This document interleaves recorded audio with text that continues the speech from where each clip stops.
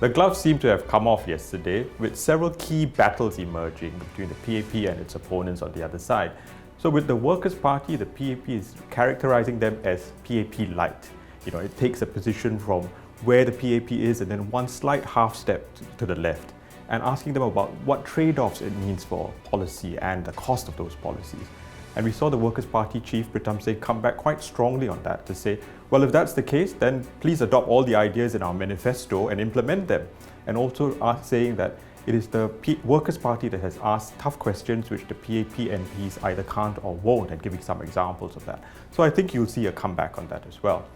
With the PSP, it's also adopting this no blank check line and saying, but maybe going a little further on it and saying it wants preferential treatment for workers here, for Singaporean workers here. It wants a review of trade agreements. And we saw a pushback from that from the Trade Minister, Chan Chun Sing, last night on the Tau Pau debate as well. Then with the SDP, there is this big debate going on about the 10 million figure. And the PAP is saying that it's perpetrating a falsehood on Singaporeans to mislead and befuddle and frighten them, and saying that this is a key platform of their campaign and therefore it sort of makes a nonsense of their whole campaign.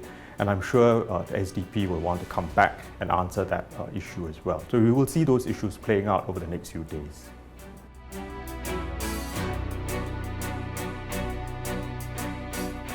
I think we're seeing some fleshing out of those big arguments as we go along in the debates as well as some of these e-rallies that are taking place. On the whole issue of accountability and this blank check argument, which I think is gaining some traction. The PAP is saying you will see accountability through the NCMP campaign, and ultimately being accountable to the people, so it can't do as it pleases. But the Workers' Party is saying that you can't rely on the self-checking mechanism, or as Loh Tia Kiang characterized, own self-check, own self. So that's an argument I think we will hear much more of.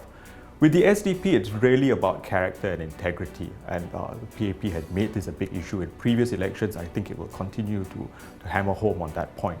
Then with the PSP, I think we're going deeper into what it means to talk about preferential treatment. Can you really open up free trade agreements that have already been settled? Can you give preferential treatment to locals, and what will that mean for investors and people who are trying to draw to Singapore to create jobs?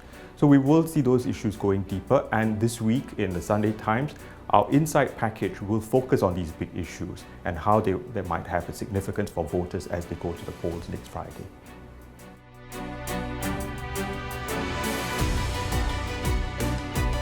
I think it matters greatly because don't forget this election takes place against quite a dramatic backdrop internationally.